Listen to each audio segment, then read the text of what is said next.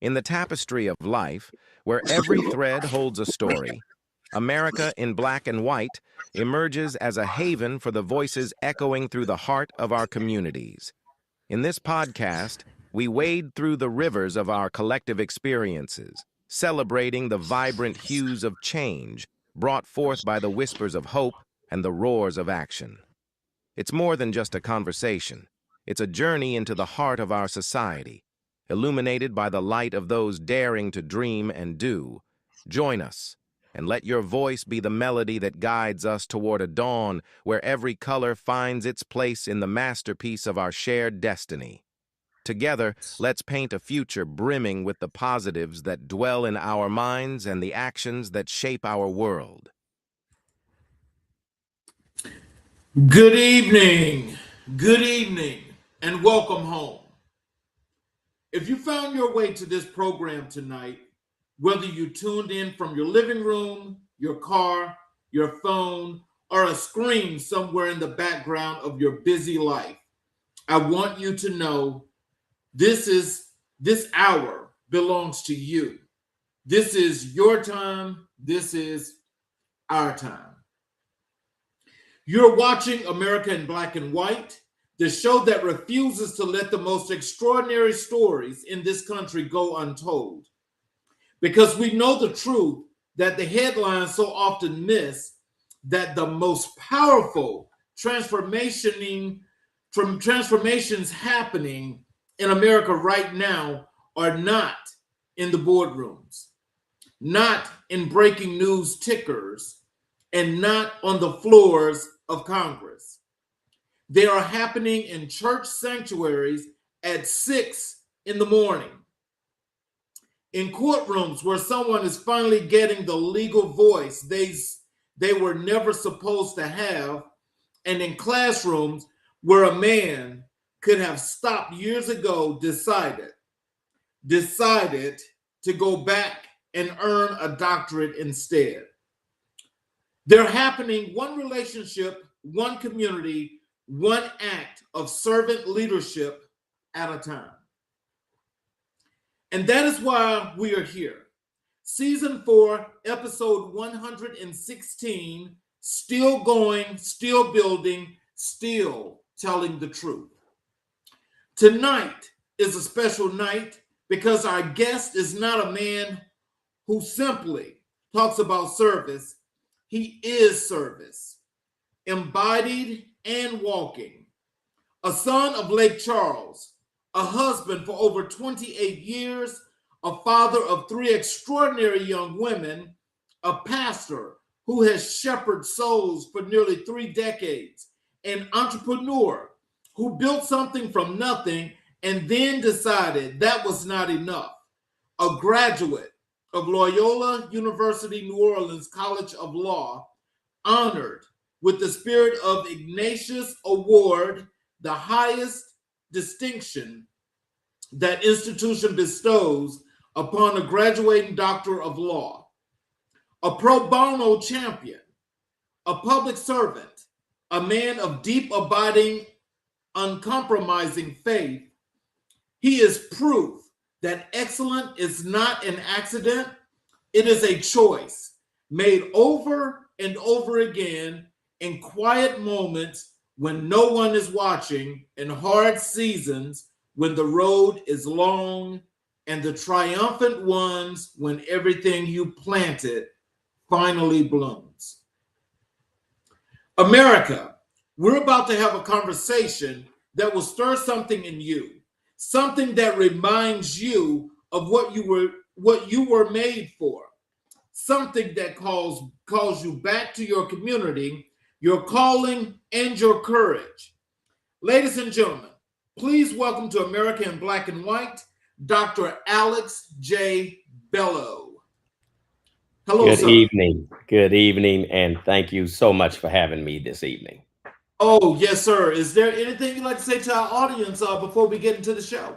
Well, first of all, just again, thank you for having me, and thank them. I want to thank your audience for logging on and participating in this conversation as we talk about the issues that are relevant to us in this country, in this moment in time. Yes, sir. And so, how I always start every show out, I like to give the audience the opportunity to learn a little bit about our guests. So, I call this Your Life Story, Your Family Foundation, and Your Journey. Yeah. Dr. Bellow, you are the ninth of 11 children. Correct. Take us back to that house in Lake Charles. What Yeah. was the energy like growing up in a home that full of life? And how did being raised in that kind of community within a family shape the man you are today? Well, as you can imagine, it was a crowded house. We did not have a large house. We were not a family with, great wealth. This was a house with that many people in it, including my maternal grandmother as well, with in a 4-bedroom house, 2 bath. So there was a lot of doubling up and a lot of hand me downs, but it was also a house filled with love. Um, there is not one day that I have been alive, whether in that house or outside of that house, where we wondered where food was going to come from, where clothes was going to come from. We were taught to be hard workers, whether that was doing hard work with our hands, or like me, I do now, hard work with my brain. We were a family that was raised on faith. I was born and raised by a deeply devoted Catholic mother. My mom and dad made certain we received a Catholic education, kindergarten through 8th grade. We prayed together as a family. We were brought to church and then were instructed to go to church when we became adults. And so it was an amazing time. Mm. So your late father, Mr. Aaron A. Bellow Sr. Yeah. Who was he to you? When you think of him today, what is the image, the memory, the lesson that comes to the forefront of your heart?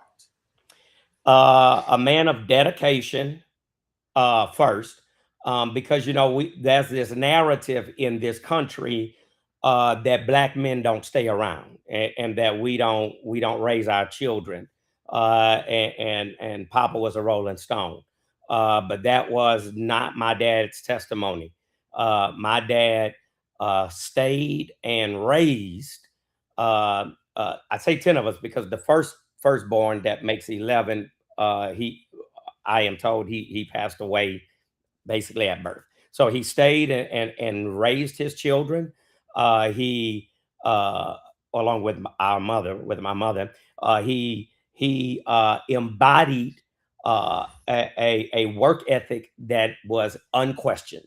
I recall Daddy would wake up at 3 in the morning to get to his day job, which was at a concrete plant. And he would come home roughly around 6 in the evening, because after he got off at the plant, he did carpentry work on the side. But he did not use that busy schedule to just be, absent. When he was home on the weekends or in the evenings, he made certain we had what we need. He told Mama to, bring them children shopping, go get what they need, and that kind of thing. And so that's what I remember about my dad, a hardworking man who stayed around. I never wondered what my daddy was. I want to thank each and every person that's participating and watching the show tonight, all of our great people that watch all the time. I appreciate you, and I want to thank each and every individual for those that are asking and are saying, in the comments when you're speaking hello. I want to thank you for being here. Please enjoy the show, and if you got any questions, please make sure that you put your questions in the text. I'm saying in the chat. Here is someone is saying here in the chat here, they're saying greetings to you, Mr. Alex. Greetings to you as well. Thank you. So, with you growing up as the ninth of those 11 children, Yeah. There are children before you and children after you. Yeah. How did your position in the family birth order teach you something about leadership, about responsibility, and about how to see people who are both ahead of you and behind you at the same time? So I will say all of us, I believe, or at least people who exercise a degree of wisdom, we learn from all things. We learn from the mistakes that are made by others who have gone before us, and obviously we learn by their good examples. And I think, or at least I hope, that, um, or I know that I learned from my older siblings, from the good examples that they set, such as my very oldest sister. She, obviously she was the first one. She went off to college. She, first earned her bachelor's degree in nursing and went on to become a nurse practitioner. But then my next oldest brother, or my oldest brother, right underneath her, he went into the workforce. And he did not need nor require higher education to accomplish his goals. I learned from that. I have the next three brothers under him went off to the military, so I learned from that. My sisters are all educated. All of my sisters went achieve higher education. And so those were some of the examples that I learned from, and I'm hoping that I impacted my siblings in a similar fashion. What's so interesting is I love your family dynamic because I remember when I'm the oldest of three. And so I remember how lonely that was when I could look at my cousins when they at that time it was like maybe I think it was 5 or 6 of them, and I'm like, well, man, I mean, I want a brother and a sister. And so, as you're growing it through all of this, and you learn, the ups and downs, and the sibling rivalry and so forth, what has that put into you as you bestow unto your children and the community that you outreach to?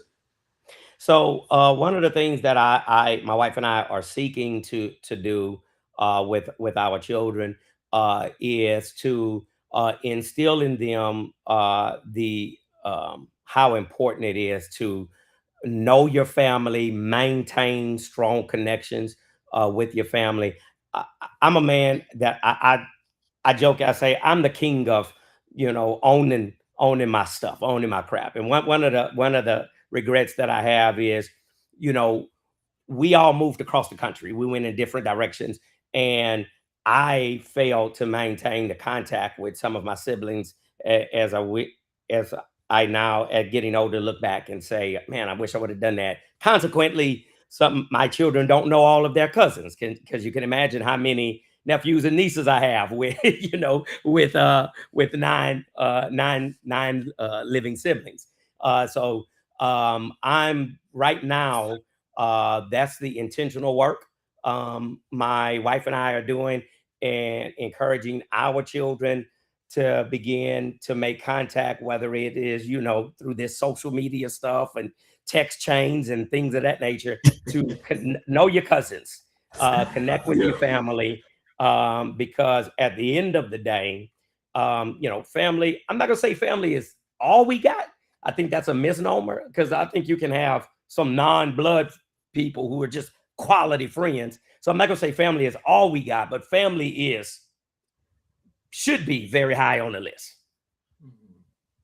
So your mother, Mrs. Bellow, Mhm. what did she model for you in that household that you carry into your ministry and your law practice today? Service and commitment to social justice. So born in the 30s, my mom and dad born in the 30s. They were born and raised in southern Louisiana, Western and South Central Louisiana. And think about that, 30s, 40s, 50s, 60s in this country. Mom had a strong injustice didn't sit well with her. And so when I recall the stories of at that time, we lived on a gravel road, or they lived on a gravel road, I should say. And the other part of the city that was more affluent, they started getting their roads paved. So mom began to challenge, I guess, the city council or whatever the governing authority was at that time about why can't we get our roads paved? We pay taxes. We do the same things they do on that side of the city. So she was a social activist in her own way. But above all of that, mom was just dedicated to serving and taking care of our home and making certain that her children were always taken care of, from our physical needs, food, clothes, things of that nature, to our spiritual needs, making certain we got that Catholic grounding in education wise, making certain we got to mass. She was the one that led what we called rosary, where we would say the rosary at least one time a week as a family.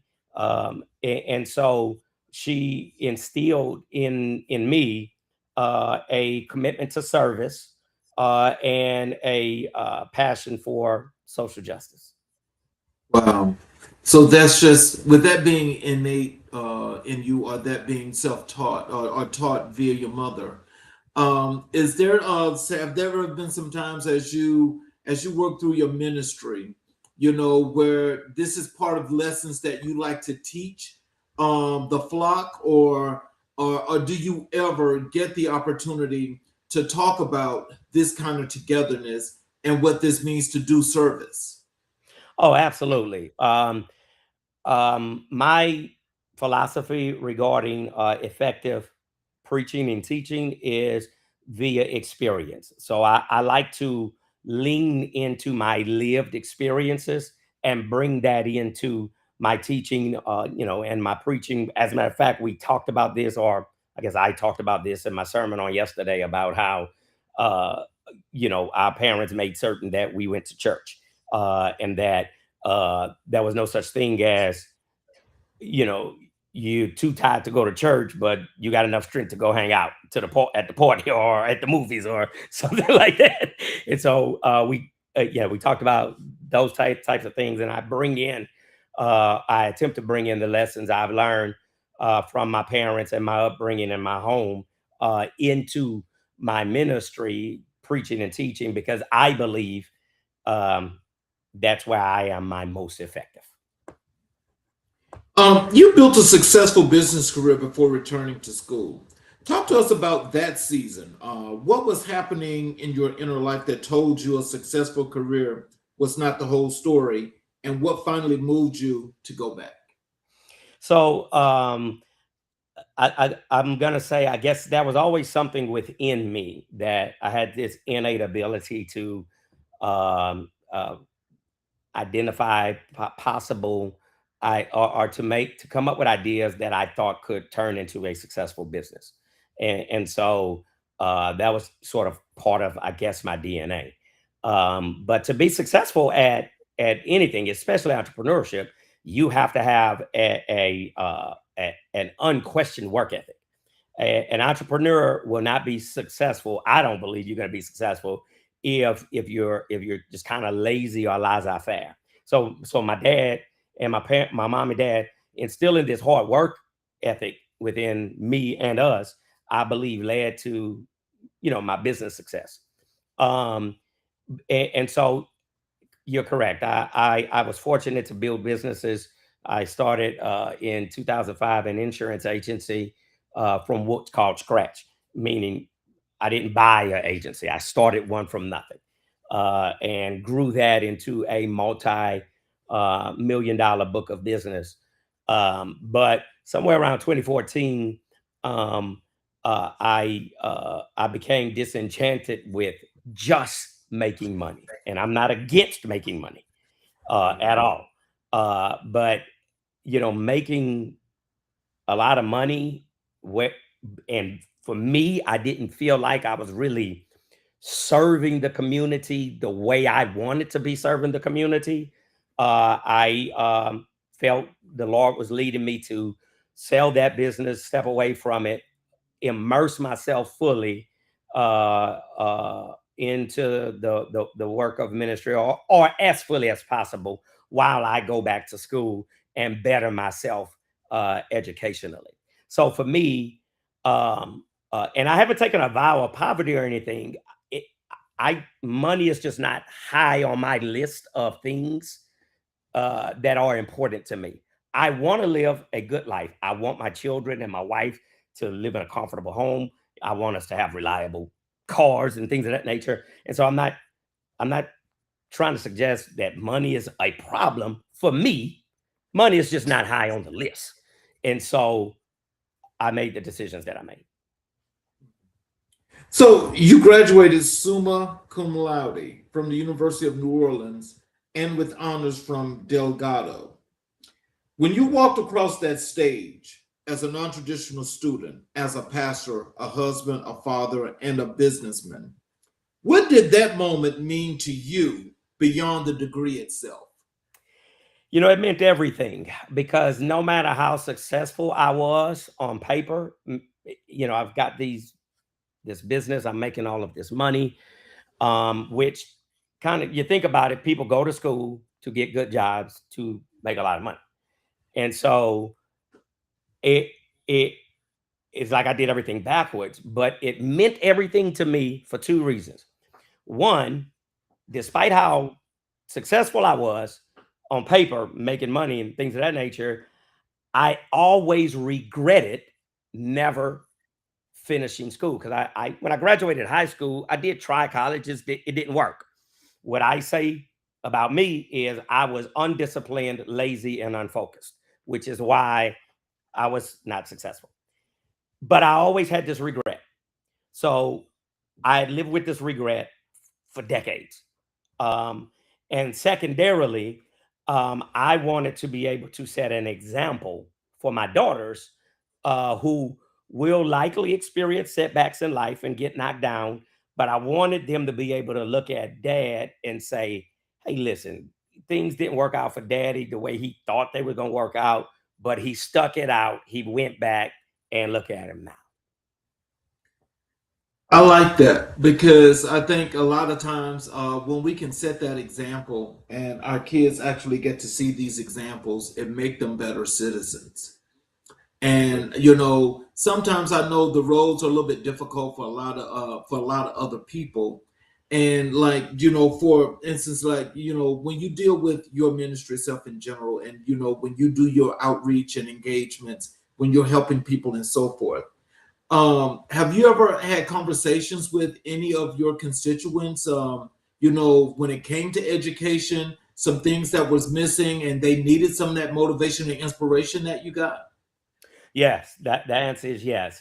And my journey has been uh, inspirational to me for another reason. So my wife is highly educated. My wife has an earned doctorate degree, and she went straight out of high school, started college that summer.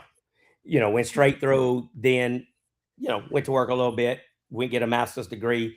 And when our middle girl was a lap baby, so I guess one or so, she graduated with her doctorate degree. And so Oh, education was always on display in our congregation. However, when I went back, it's as I can't really identify and articulate what happened, but all of a sudden, people started saying to me, "Hey, Pastor, I'm going back to school." And my assistant, she graduated last week with her MBA, and so I got somebody graduated this year with a doctorate. I got another one writing a dissertation,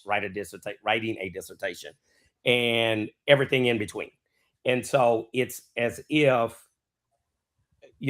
people, I guess, maybe watched my journey and said, well, he doing it, so I can do it. And that has been extremely heartwarming to me. Wow. That's rich. That's rich. How has growing up in Lake Charles, Louisiana, specifically, the culture, the community, the resilience of that city imprinted itself on the way you lead, serve, and love? So Lake Charles at the time when I was growing up was a very, very small city. Since I've left, you know, here in Louisiana, gambling became legalized, so it has big casinos and things of that nature. So it's grown a lot. But at that time, when I was being raised there, we were a very small city. We did not have, at least to my knowledge, you know, much violent crime. You know, that was poverty, certain. That's without a doubt. But the poverty, uh, to me, and maybe it's because of the way I was raised, the home I was raised in, it wasn't debilitating.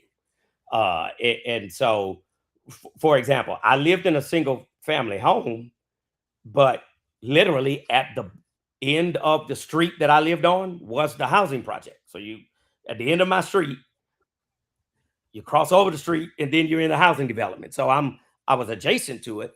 But we didn't have a sense of apathy. We didn't have a sense of, you know, we're gonna always be poor and we're never gonna have anything. And I think growing up in an environment like that, at least it didn't cripple me. Maybe if we would have had, if that mentality that I just um, shared would have been the prevailing mentality, who knows where I would be today. But that mentality was not the prevailing mentality. And I credit, I think being raised there impacted me in that way that I, I just believe if I want to go do something, I can probably do it. Tell us about your wife. She over 28 years of marriage, through ministry, through business, through law school. How has she been your anchor? And what does the world not see about the sacrifice she has made to help you become who you are? So her name is Dr. Shawan Bellow, and she is the reason why I exist. She was raised by a single mother. Uh, they didn't have a lot, but she understood the value of education, and so she went straight to college out of high school, being the first in her family among her siblings. Um, she inspired her baby sister, who is 4 years her junior, and they both actually graduated with their doctorate degrees together on the same day from the same school. And so she is the reason why I am the man that I am today. She instilled in me a sense of purpose and worth. When I first met her, I struggled with low self esteem, and she spoke life into me. My wife believes that everybody can learn, and that everybody, she's an educator by training, and that everyone should be a lifelong learner. So when I would speak ill of myself because without having the proper knowledge and the proper foundation, I just thought I wasn't a smart person. I was like, you know, I'm dumb. I can't do this and I can't do that. And I keep dropping out of school and I can't get anything finished. And she eradicated that unhealthy thinking by speaking life into me. She never pushed me to go to school. But once I made the decision to go to school, there was not a bigger cheerleader on the planet. She, whatever needed to be put aside, whatever of my responsibilities in our home and family needed to be put aside because I had to focus on school, she picked up the slack with not a second of, you know, complaining about anything. She reminds me daily that who I am in Christ, and what my abilities are when I submit myself to spiritual authority and walk in obedience. And so I would say, of course, my mom and dad played a major role into shaping who I would become, but I don't think I would be where I am today had Shawan Bellow not come into my life. I have a question for you here in the comments from Solomon. I'm going to put it on the screen for you. Sure. He says, as an attorney, a pastor, a father, and a husband, what are the things you should have done at your youthful age to better yourself and give back to the Black community better? I think I used to think going to school the traditional route would have been better, but I've now changed my mind. I believe everybody has seasons to do what they need to be doing. So that's off the table. I wish I would have begun my philanthropic work earlier, in my career, when I, was experiencing a great deal of financial success. I always gave back. It's just in my DNA to give. I wish I would have given more. I wish I would have established scholarships for deserving young Black people who have demonstrated a desire and a work ethic to accomplish certain goals, but didn't have the financial means. So I think one of the things I could have done better is begun my philanthropic work earlier. You are a father of 3 daughters, Jasmine, Alexandra, and Julianne Alexis. And Jasani Miracle. Yes, and Jasani Miracle. When they watch you show up in the community as a pastor, as an attorney, as a servant, what do you hope they are receiving, and what specific lessons do you most want them to carry into their own lives? It's pretty simple. Be a good person. Be a good person and help as many people as you can. To this day, I don't believe all of these titles that I have. That if I'm a bad person, they're meaningless. And so I want my girls to be good people, to serve the community in their way. I've never asked my daughters to duplicate what I do, but serve. All of us are called to serve on some degree, on some level. Be a good person. The scripture's pretty clear. It says Jesus went around doing good. I don't think you need any kind of degree to dissect that. Just do good. Be a good person. That's what my hope is. So let's change gears and let's talk a little bit about your faith and pastoral leadership. Yeah. You've been a senior pastor for over 28 years before we talk about what you've built. Let's talk about the beginning. What was the call like? How did God first make it clear to you that the pastoral ministry was your assignment? How did he make that clear?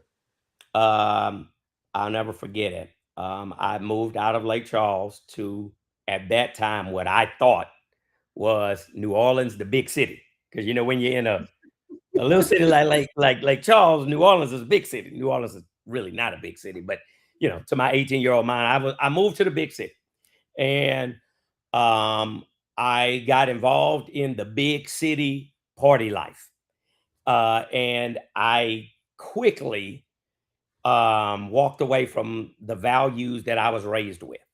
And I remember one day calling my mama after having, sort of in my mind met or hit rock bottom. I wasn't living the way I was raised to live.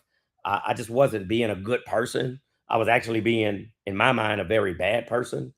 And I called my mama and I said, Mama, life, I don't even recognize myself. And I don't know what to do. And Mama said one thing. She said, well, baby, go to church. And having been born and raised as Catholic, I didn't have a vehicle, so I went to the little Catholic church that was around my house or my apartment where I live. And I went to Mass, and Mass there at that particular church, it wasn't, I grew up in sort of a primarily Black Catholic church, and we had the gospel choir and all that.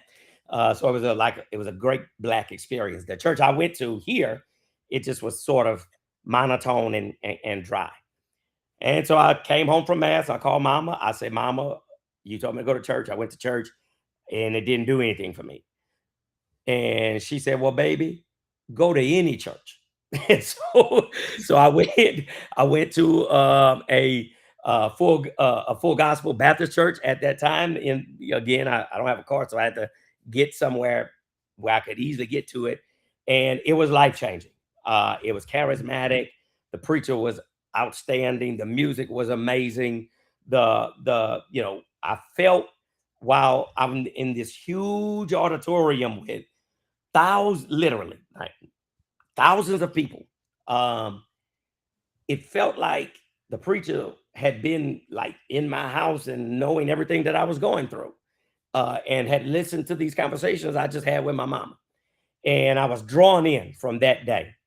And I became a faithful member, and I couldn't get enough. If the church was open, I was there. I couldn't get enough of it.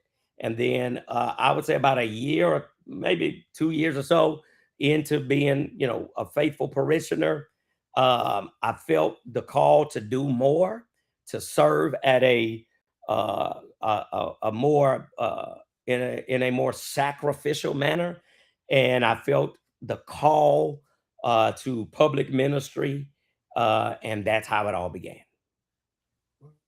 So in 2002, you and Dr. Bellow founded Hosanna Fellowship Church of Gretna. Correct. Take us inside that decision. What were you stepping into? What were you stepping away from? And what did faith look like when the building was still just a vision? In 1996, we got married. In 1998, while we were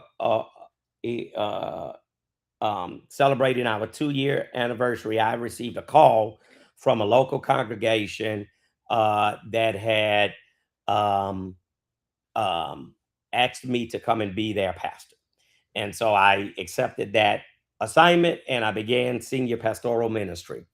However, I had taken over a ministry that was already established, and that had already had its culture established. Well, I was a young preacher. I was only about 25 years old. Therefore, I had a youthful following.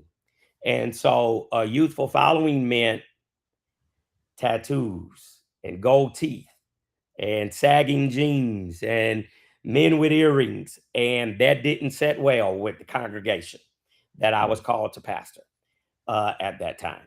And so I found myself sort of having to fight a bunch of internal battles because the young people that was coming to this ministry were not really were not being made welcome there. And so my wife and I talked, and I knew my calling hadn't changed. I was called to preach and to pastor, but I concluded that I don't think I can carry out my vision in this setting. And so therefore we started Hosanna Fellowship Church of Gretna. Or at that time it was Hosanna Fellowship Church. We added of Gretna a little bit later as a Bible study in our home with on what I call the Acts model. It was my wife and I, and we handpicked 10 adults to meet once a month in a home, because the book of Acts says the disciples, they went from house to house, fellowshipping together, breaking bread together, and learning the word of God. And so we did that for about 2 years or so before we launched a public ministry. And we did that intentionally so that I could cast vision and established what I believed was the right culture for this church, which was a culture of being welcome, of being welcoming, and being open to all people, regardless of what they bring to the table. Your mission is serve Christ by serving his people. Correct. Those are not just words on a wall. How do those words actually show up in your weekly schedule, in your budget decisions, in the way Hosanna Fellowship operates day to day? Well, in my weekly schedule, my weekly schedule is jam packed with service. I have a JD. I can, if I wanted to, could be charging multiple thousands of dollars for the work that I do, but I choose to serve people who are unable to pay for legal services. So I serve people, who cannot afford legal representation, and I work as a staff attorney where I work, and that's the only people we serve. My budget decisions are made. We have an annual budget conference at our church. We begin it at the beginning of the last quarter of the year, so it is at October, and we try to finalize and ratify our budget by November. And that budget includes a hefty amount of money for outreach. And so these are not words on a paper. This is not a slogan. We serve Christ by serving his people. It's not a slogan. It is lived out by my wife and I, and by the people who serve along with us. So you got to tell us this, because I love what you're creating and what you have established at your church. Tell us, why is their outreach and the community engagement, why is that so important to you?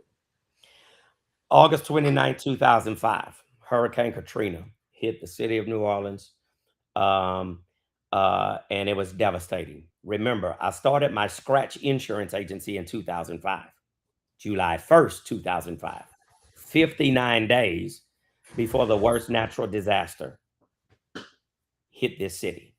The worst natural disaster we had ever seen anywhere in this country hit this city. This congregation that I had established, we had just gotten our first public building in November of 2004. So we were a brand new congregation. So then we get hit with this life-changing storm that I don't think anybody, especially a young congregation like ours and a brand new business like mine, there was no way in my mind that I thought we could survive that. But then I received a phone call from this organization called World Vision International. I had never heard of them before. These people called me and said, Pastor Bellow, we're World Vision, and this is what we do. We respond to disasters all over the world. We want to partner with you to respond to this disaster. And the beginning of our support is, so far, we have raised $3.2 million. And we want you to oversee the awarding of $1.6 million, because remember, Katrina impacted Louisiana and Mississippi. So 1.6 was for Mississippi, 1.6 was for Louisiana. They said, we want you to oversee the awarding of this $1.6 million to churches. And I'm blown away because, one, I've never heard of this organization. Number two, I am nobody. I'm this little kid in his 20s, or however old I was at that time, with a congregation of under 100 people in a little rented building, Why would you want me to oversee $1.6 million? I've never overseen 1.6 any kind of dollars, let alone $1.6 million. And to be honest with you, today, 21 years later, I still don't know the answer to the why they chose me. But it turned out not to be a scam. It turned out not to be a farce. And it turned out to be the reason why Hosanna Fellowship Church is here today. That organization partnered with us and they said, here's what we want you to do. We want to send you stuff and we want you to get it out to the community. No questions asked. We're not tying this to, do you know Jesus and do you love Jesus? And you can only get this stuff if you confess Jesus. They said, be nice and get this stuff to people. Right. And with the money, they said, we want you to oversee grants to churches. Man. Maximum grant is $50,000 per church. And they said, Pastor, that $50,000 requires a grant of $10,000 to the pastor to go on vacation because y'all got 20 years. No, I think they said 10 years of recovery in front of y'all. And y'all got to get some rest. Wow. I was like, 10 years. Our familiarity with storms was, hey, this is sort of like an unexpected vacation. We're going to just go away for a few days, stay in a hotel, eat some food, enjoy whatever is in that city where we evacuate to, and then we come back to life as normal. So 10 years was never a thing for us. But they ended up being right. It took multiple years to recover. And to this day, that outreach we do is because of World Vision. This church receives a truck, an 18-wheeler, every other month on a Saturday, filled with whatever they want to send that particular month. And it's stuff as simple as, air fryers and personal hygiene items to brand new living room, dining room, bedroom sets. Oh, wow. The assignment is still the same. Get it out to the people. Be nice. And that's that. So, Dr. Bellow, I'll tell you, it sounds like you got the light. You got the light. I mean, that is totally awesome because, I think a lot of times, especially during that time, Katrina, because I just remembered that devastation as I watched that on TV. That was just horrific. And I'm just thinking, like, how in the world, especially with some of the things that was going on, how in the world can you just expect? Well, some people was just being inhumane, but apparently you had the light, and there was a reasoning behind that. And so, just as I think about, as you mentioned what you say, what the outreach means and why it's so important to you, I think, they always say when you're giving, you always get as much back as you give. But it's the point about giving. And so some people don't understand what it means to give. So, when you say that you was always taught to serve, is that one of those things that you learned as well about giving? Absolutely. There are a lot of myths about people like us, preachers and stuff, that we sit up and people wash our feet and they just do everything for us. That's not the case at this church. I'm out here on Saturdays when that 18-wheeler show up, and I'm helping to unload that truck. And my wife and I and our daughters, depending upon their schedule, because they're young adults and in school and stuff, but they're with us.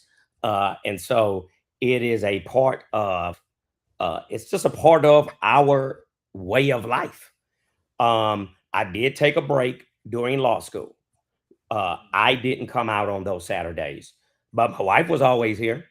And it's who we are as a family. And so serving shows up in whichever ways you are blessed to serve. In our way, we get these big old 18 wheelers every other month.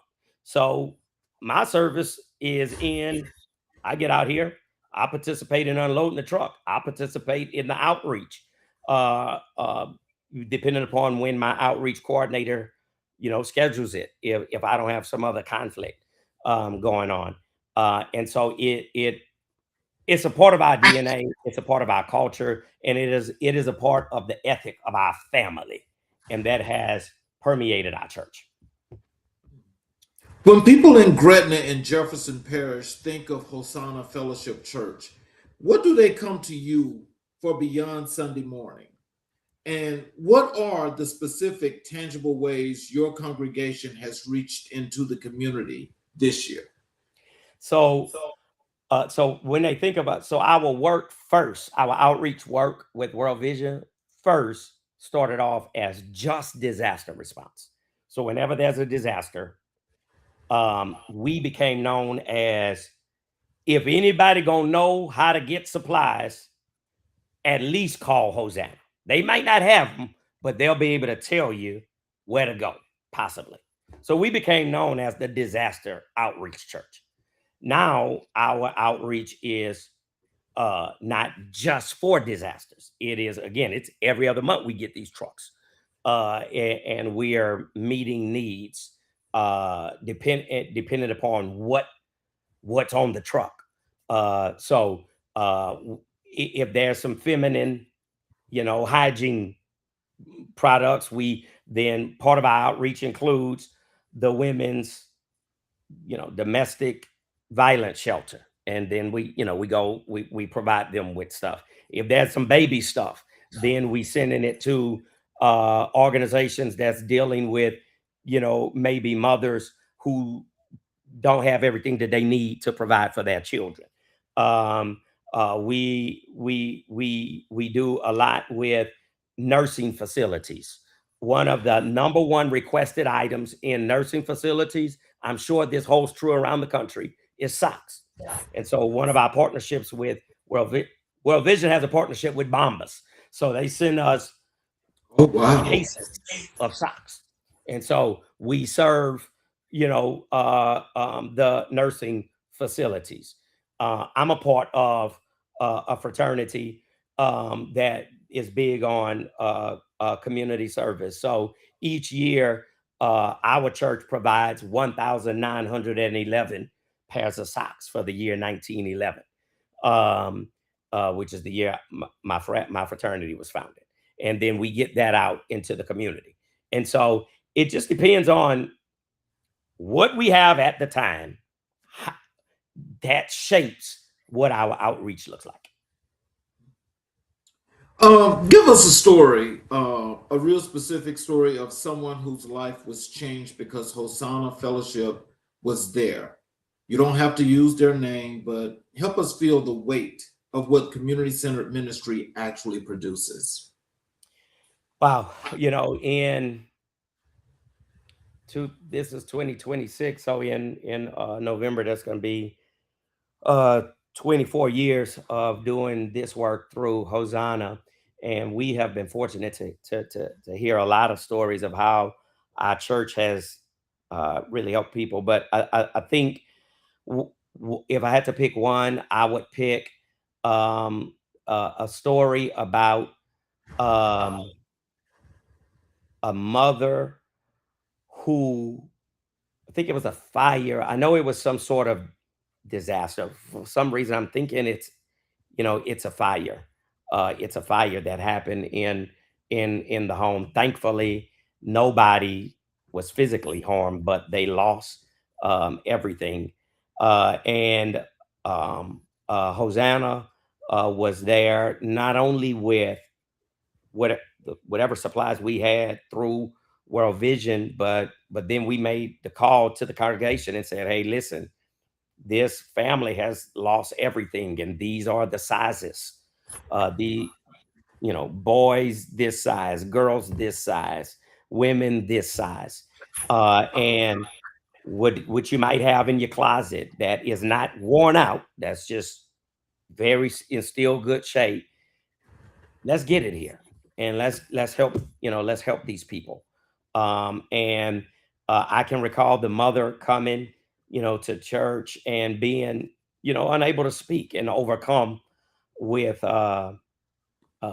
probably some grief, because how do you lose everything and how do you respond to that? But then also some I guess some joy it mixed in with the grief, and I think a degree of peace, knowing that the road ahead is is going to be very, very difficult. But there's a community of people who don't know me, and that I don't know, that I wasn't a part of this church before this thing happened. I was just calling churches to see who could help.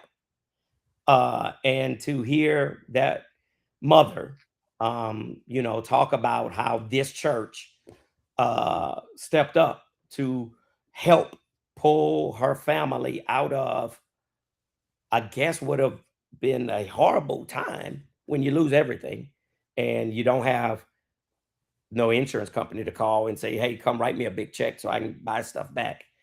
Those kind of things are heartwarming to me.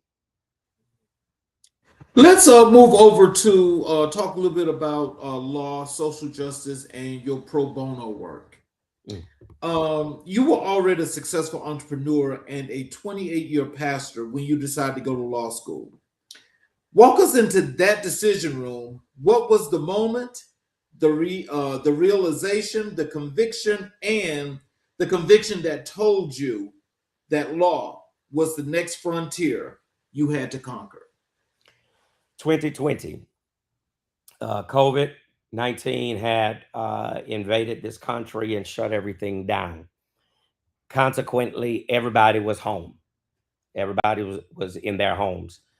And because I had been living a busy life, before then, I couldn't tell you the last time I had watched TV. I was busy, and so I didn't have time to watch TV. So I was, and I regret to say this because a pastor should never be this disconnected. I was oblivious to what was going on in this country as it relates to the social unrest. But now that I'm home, and like everybody else, I'm watching TV. I'm doing nothing but watching TV, eating, and gaining a bunch of weight. And so, I'm watching the TV, and I'm seeing the reporting about George Floyd. And then I saw Derek Chauvin kneeling on that man's neck with his hands in his pocket. Yep. As though this is a normal way of doing things. I'm just taking my regular Sunday stroll, is his body language to me. And I hear that man calling for his dead mama. And I cannot believe that I'm like, this is happening. And I had to tell myself that I had to, I don't know if I actually pinched myself, or I just kind of had to make certain this was real, that I wasn't dreaming. And then I read about Ahmaud Arbery. And then I read about this one. And then I read about that one. And then I read about this. And I'm blown away. And I cannot believe this is happening. And then I became violently angry. I didn't act out violently, but I was angry to the point that I could not convince myself that if somebody crossed me the wrong way at the wrong moment, that I would not respond violently. That's how angry I was. So now I'm thinking, what do I do here? I'm vehemently angry. I'm vehement. But I also know what the scripture says. The scripture says to be angry and to sin not. I'm also a student of Dr. King, and I know that Dr. King says, "Hey, look, we gonna attack this beast through nonviolence." And so I'm saying, okay, wait, I know I'm angry at the wrong moment. I think I might become violent, and so how do I reconcile all of this? And my wife and I were praying people, so we started talking and we started praying. And I thought, I mean, should I go to law school to address this in some kind of sensible way? So we started thinking and praying about it and discerning. And then we watched Just Mercy, which is the story of Brian Stevenson. The movie is adapted from the book Just Mercy. Brian Stevenson was a young Harvard-trained lawyer who graduated from Harvard and moved straight down to, I believe, Selma. I know it's Alabama. I don't know if I think it's Selma or Mobile, wherever. And It was he's Selma. Equal Justice Initiative. And so I'm watching his work. And I remember the scene where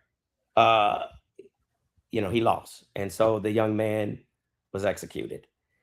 And I remember the weight Brian and his associates carried, from that experience. And we were watching that movie in our bedroom, and maybe pride and ego or whatever, I leaned over to the wall so that my naively thinking my wife wouldn't hear and see, and I began to cry. And she rolled over and she kissed me on my cheek and she said, "You got to go to law school." And that was the final decision. That night, the decision was made to go to law school. I studied for the LSAT over that summer of 2020 while taking 12 credit hours in the summer and being a full-time pastor. I applied at that time in 2020. The admission cycles opened on September 1st for the following law school year. I submitted all of my applications to all 4 law schools in Louisiana, and I got my acceptance to 2 of them, Loyola and LSU, on our wedding anniversary, January 13th, 2021. And then I got my 3rd acceptance to Southern, I forget what date. And then I got waitlisted at Tulane. And then I eventually got accepted into Tulane. But once Loyola accepted me and offered what I thought, was a significant scholarship, my decision was made to go to Loyola. Your degree from Loyola University New Orleans College of Law came with a certificate of social justice. What does social justice mean to you, not as an academic concept, but as a lived, daily, community-embedded practice? Simple. Being a voice for the people who want you to be a voice for them. I no longer say a voice for the voiceless, because no one is voiceless. Everybody has a voice if they want to exercise it.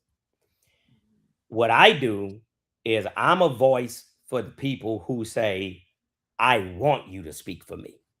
They still have a voice.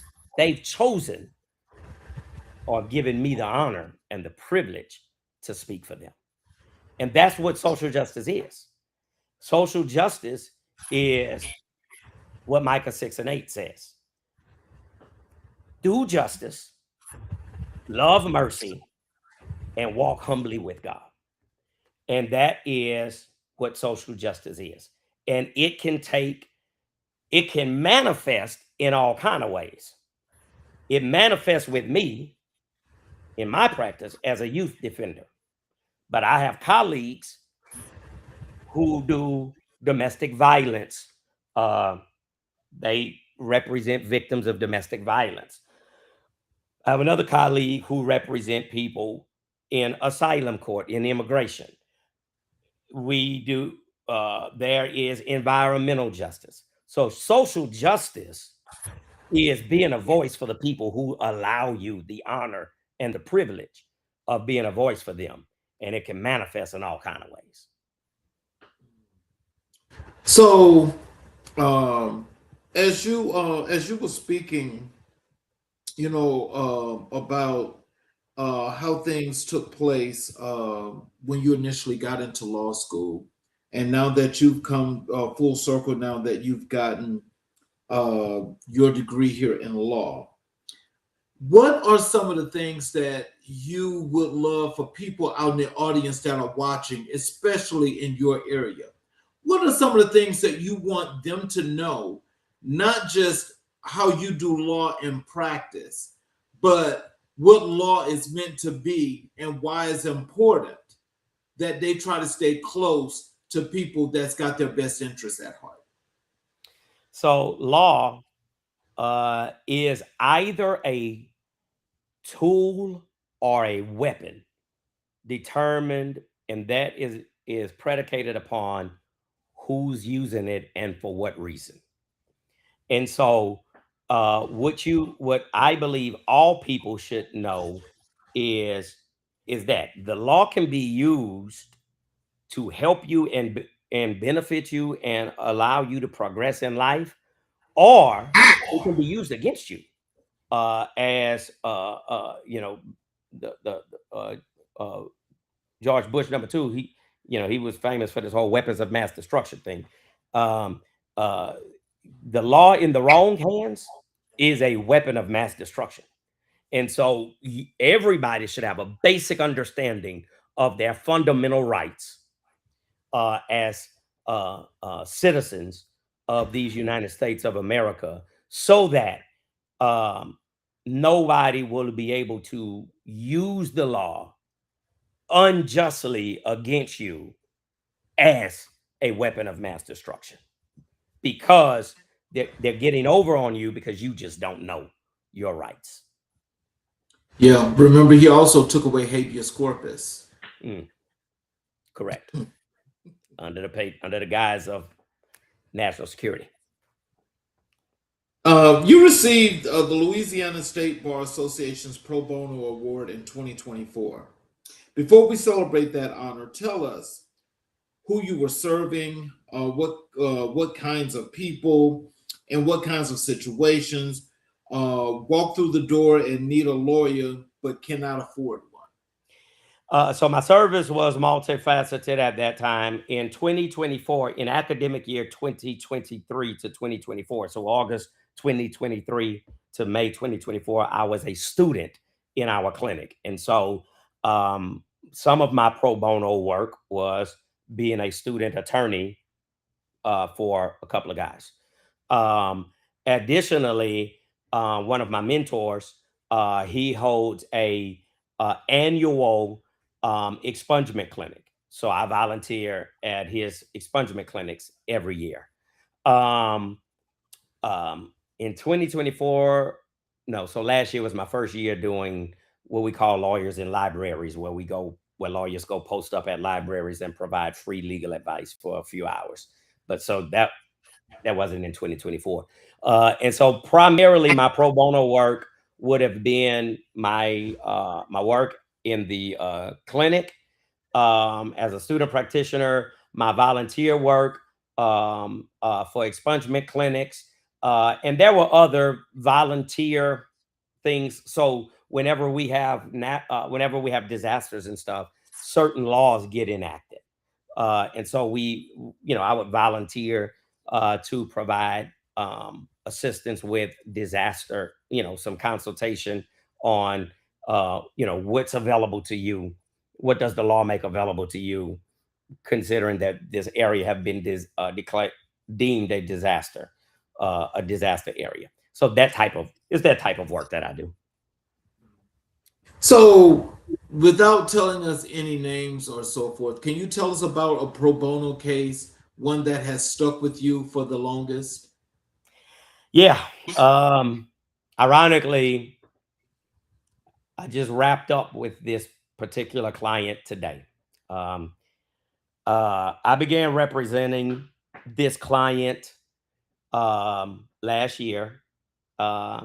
They were a young person, so a minor, but were charged with very significant offenses that allowed them to be charged as an adult. And we took them to trial, and we secured, I think, a pretty notable victory based upon the case and everything that was admitted, into the trial. But the state was unable to meet its burden of proving my client did what they said my client did, and so they were convicted of what's called the lesser included. So not as charged, but a lesser, less significant crime. So which was a victory, and then um we had the sentencing about 2 months later, just under 2 months. And my client was sentenced to, actually, at the sentencing they were given an illegal sentence. They were given a sentence of more than what the law allows, and so the judge exceeded the maximum for a kid who had been convicted for the first time. And so that kid has lived within my mind and my heart since then. And um, despite serving a sentence of nearly a half a century, which is what he was sentenced to, the state is still prosecuting a bunch of little small, minor, youthful infractions that they allege he had done in the past. And so I had trial. Today. And he couldn't care less about these cases, because there's nothing the court can do to him worse than what's already been done. And I told him, you are a human being to me, and you are important to me. And so I'm going to prepare like this is your very first case ever. And like it's the death penalty on the line. Obviously, it's not the case, but that's how I'm going to prepare. And it paid off. Today, we had trial.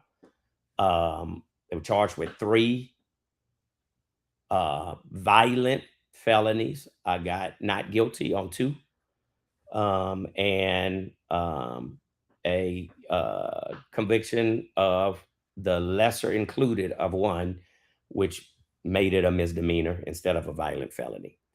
And so I put in hours of work, hours of preparation, when it kind of don't make, why? I mean, the worst that could happen to this kid has already been done. So Yeah, I can literally go to court and put my feet on the table and say nothing.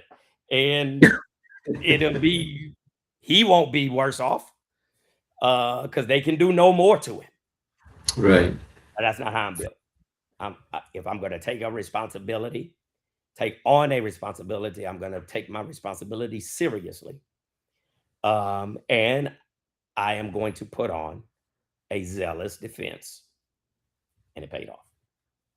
Wow. So, tell us this, because, as I listen to you, I listen to passion in your voice. I listen to the concern in your voice. How do you keep it from getting personal? Well, I have not been successful in that. And that is one of the growth. You know, you're familiar with SWOT analysis: strengths, weakness, opportunities, and threats. Those are that's one of my opportunity areas. And so I have to improve. Otherwise, I won't last. This year makes 2 years. If I don't improve in this, I won't make 10 years. I'm gonna wash up. And so I have been working and I have been growing in that area.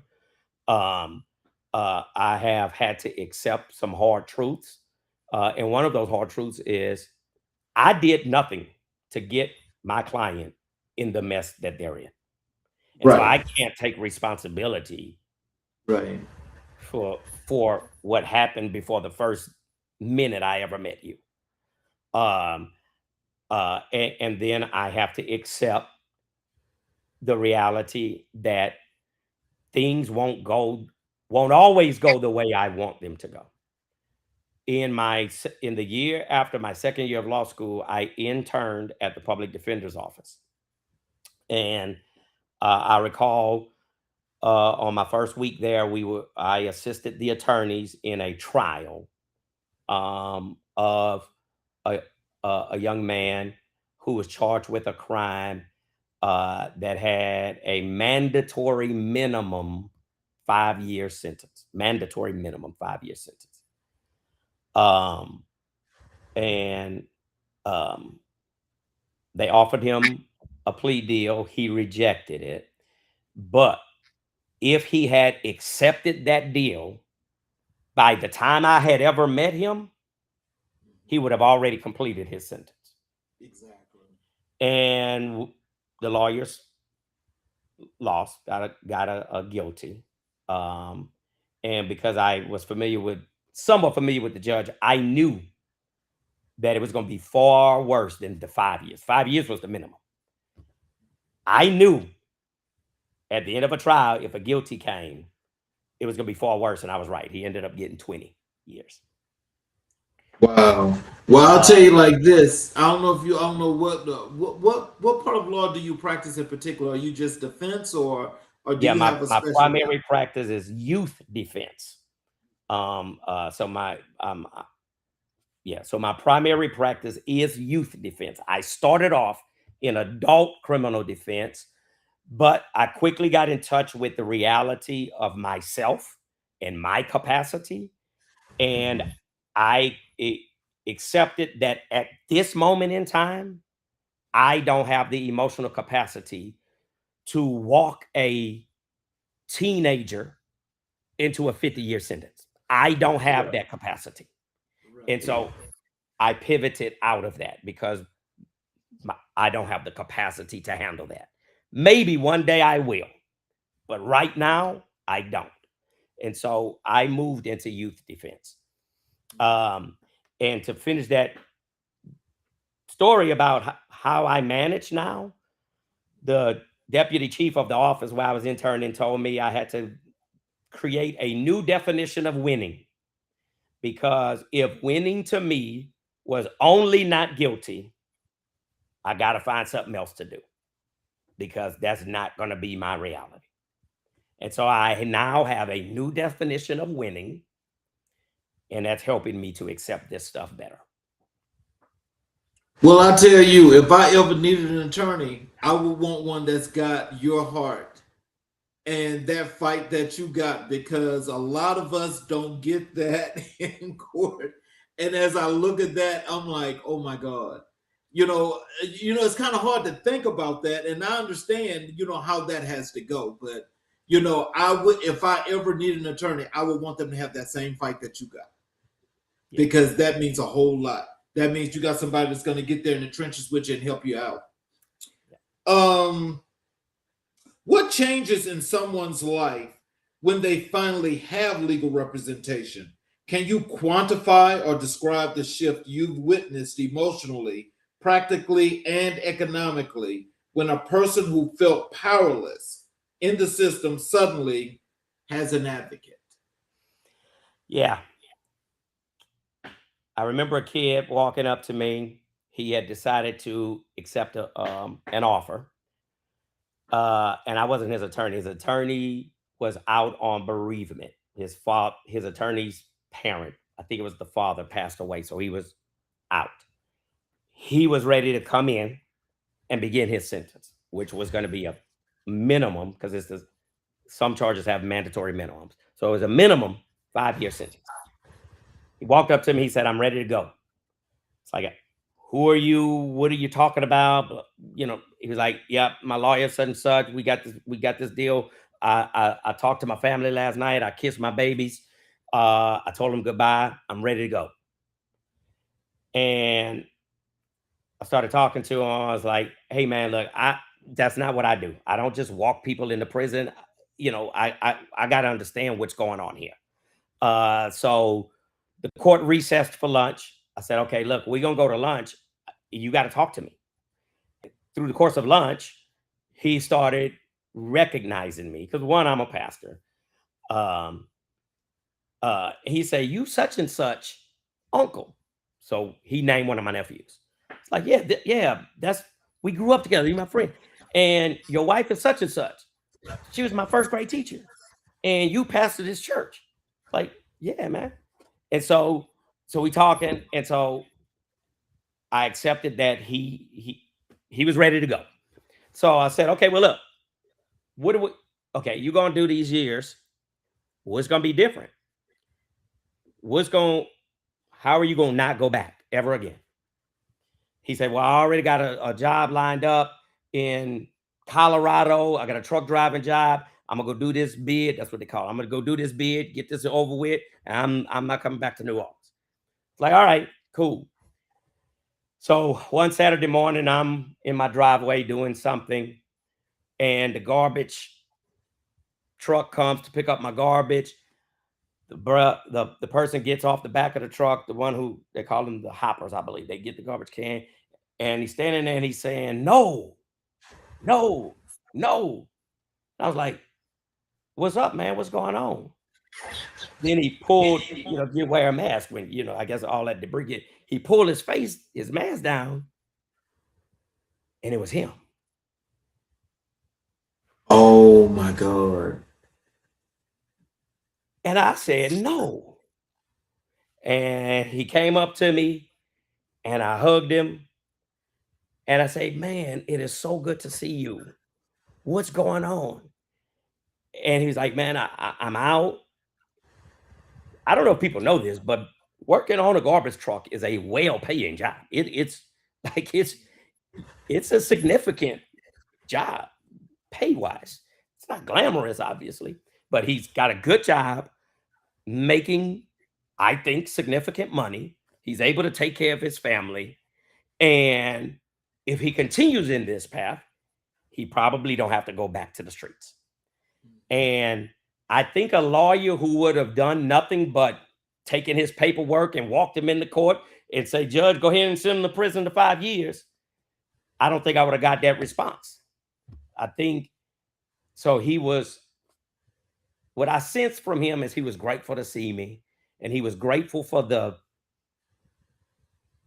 2-3 hours I spent with him that day to talk about life and what will life look like post prison, and how do we not go back to prison, and how do we make some better choices.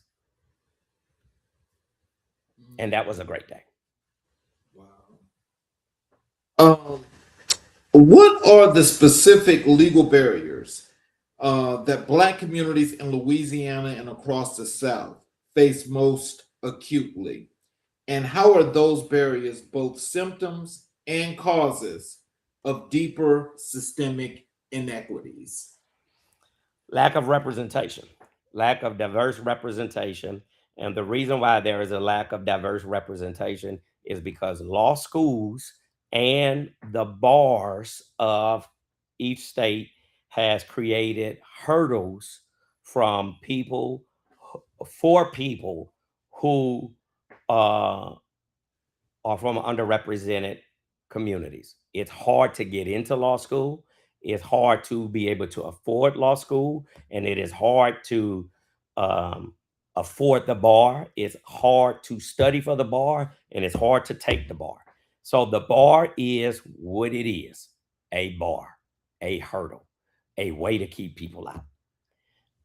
And the high cost of a legal education is also a barrier or a bar. And when there is a dearth of diverse people in the profession with the call or the passion or the drive to do this work that I do, it creates a domino effect down the line. When you said domino effect, can you give us an example of what? Yeah, so because there's a lack of people who can afford to go to law school to go get a job that is not a lot of money. We don't make a lot of money in what we do. So you spend a lot of money to go to law school to go get a job that is inherently low paying. And so that prevents people from going into this work. And so therefore, there is a lack of people who have the representation, because there's not enough people who wants to go into this work, and there's not enough people who wants to go into this work because it costs a whole bunch of money to go to law school to get into this work. So you sit at the intersection of faith and law every day. How does your theology inform your legal advocacy, and are there moments when those two words create tension with each other? Let me start the first question. So the advocacy, or the intersection of faith and the law. Here is what it has done to me, in me. It has caused me to become more merciful, because what I understand is, I have this book that sits on my shelf in my other office, and it says, we are all criminals. Some people have a criminal record, but everybody has a criminal history, because everybody has broken some kind of law somewhere, and they just didn't get caught. And this book highlights a person, the stories, anonymous people who tell their stories. And it is people like an engineer who said they needed a laptop for school. So they went and bought a laptop, a MacBook, took the MacBook out, put their old broken computer back into the box, sealed it back up, and returned it, and got their money back. Isn't that Oh my God. Well, I'm tell you why I'm laughing, is because I hear people doing that kind of stuff all the time. I don't know what makes somebody do that, but they do that. Well, their story is, I needed a laptop. I didn't have no money to get a laptop, so I needed to do what I needed to do. They're an engineer today. Are they an engineer that committed theft? 100%. They've never been prosecuted for it. So they have criminal history, but not a criminal record. Right. The people I represent are people like me and you. They got caught. In my younger days, I think at a minimum, I was a functioning alcoholic. I drove drunk 100 times, I assume. I never got caught. I got a call this weekend for somebody who is facing 10 to 30 years in prison because they done got caught multiple times driving while intoxicated. And so I'm now more merciful. I now understand, but for the grace of God, there go I. You're not I'm not better than you because I don't have a criminal record. You are a human being that made a bad decision or some bad decisions on certain occasions, and now you have to pay a price for it. But you're just, at the end of the day, a human being. Well, I want to make sure that I'm being, careful with your time, and not to go so far over. But I want to ask you this one last question, and I also hope that we can have you back to finish a part two. Because this is a really great conversation. But I want to ask you this last question. Have you read the book, The Color of Law? And if so, what did you think about it? I have not read the entire book. That book was assigned to me in one of my, I think, sociology classes that was dealing with gentrification. So I have not read the entire book, but I read a subsection of the book. And I think so it opened up my eyes to how pervasive gentrification is, because our city, New Orleans, it's just a gentrified city post Katrina, and it talked about wherever you see bike lanes in black neighborhoods, it's gentrified, and Come on, it's Atlanta. gentrified because and so therefore, once gentrification happens, poor people are getting priced out. Exactly. They're not going to be able to continue living there, because even if they own the house, they're not going to be able to afford the taxes because the property value has shot up, or they're not going to be able to afford the insurance because the property value has shot up. And so that opened my eyes to how pervasive gentrification can be, and it has informed how I think I want to approach um, um, when my wife and I begin to purchase, because we want to purchase some properties and do some things for our, to generate an additional stream of income. And I want to be very thoughtful and deliberate on how I go about that process, so that I am not contributing to the gentrification of a neighborhood and pricing out the people who made that neighborhood what it is. I think that should be a required reading for all people that are black and brown, because that book tells you everything you want to see in black and white, in color, is why it's called The Color of Law. Correct. And it's got to be mandatory, and it's one of those things that I think if people really read that and understood exactly what it's talking about, I think then they could get they could feel a little bit better in trying to get a grasp and an understanding as to laws and why they are where they are and what they do. Because it's the functionality of laws that people don't get a grasp of. You may read this and understand this, but you don't know how this works, Correct. But that book does help. So in closing, what are some words of wisdom and encouragement you'd like to leave for our audience? Tell them how to connect with you via social media. Tell them about your website, about your law firm, all of those good things. So first of all, words of wisdom that I would leave is believe in yourself. I live by the philosophy that there is no such thing as a useless human being. If you are alive, you have a purpose for being here, and so figure that purpose out and go get it.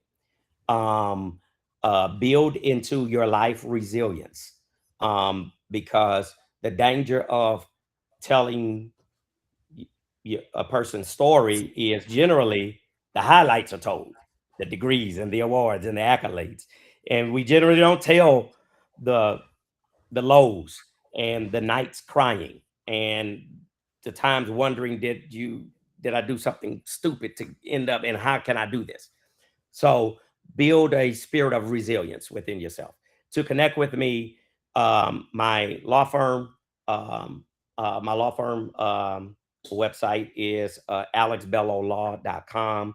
Our church's website is H as in Harold, F like Frank, C like Cat, Gretna.org, hfcgretna.org. I am most active on LinkedIn. I'm not very active. I have Facebook and Instagram, and that's just Alex J. Bellow or Alex Bellow, one of the two. Is no weird names. And that's how you connect with me. Thank you for having me here today, Brother King, and thank your audience for listening into this conversation. I'm going to close here with a monologue, but after I close the show, I'd like to speak with you a couple of minutes afterwards if you do Absolutely. have that. I'll be right here. For those of you that have spent this time with us, I hope you've enjoyed the show. I hope you guys have learned quite a bit of lessons of what, when we talk about community building, what that's really like. For those of you that are watching, especially on our YouTube channels, if you have not yet subscribed and enabled all notifications, I ask if you would please support us by subscribing and connecting to all those channels, enabling all notifications. So as we go live, you'll get the notification, you get the show live, but you're also able to go back and watch all of our previous recorded shows and learn the lessons about what it takes to be a part of your community and to help your community as best as possible. So in closing, what a conversation, what a witness. If you've been sitting with us for this hour, you know that what just happened was not simply an interview, it was a testimony. It was a mirror held up to the very best of what we're capable of when we commit fully, faithfully, without excuse to the people around us. Dr. Alex Bellow came to this table tonight as a pastor, a lawyer, an entrepreneur, a husband, a father, a son, and in every role, in every title, what I heard underneath it all was the same word, servant. That is not a small word. In a world that chases visibility, Dr. Bellow has spent decades choosing responsibility. In a culture that rewards self-promotion, he has chosen to promote his community. And I want to say something to you. Yes, you out here that's watching right now. Dr. Bellow's story is extraordinary, but it is not beyond you. It began in an ordinary home in Lake Charles, Louisiana. It was built through discipline and faith, through late nights and early mornings, through showing up when it was inconvenient and staying when it was uncomfortable.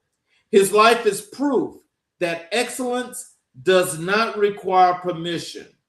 It requires presence. It requires you to show up for your neighborhood, for your family, for the person down the street who needs you and doesn't know your name yet. This is American Black and White. Mission to tell these stories until the telling itself becomes a movement. To celebrate what our communities have always known, that Black excellence is not a trend, it is a tradition. And we are adding to it, episode by episode, conversation by conversation.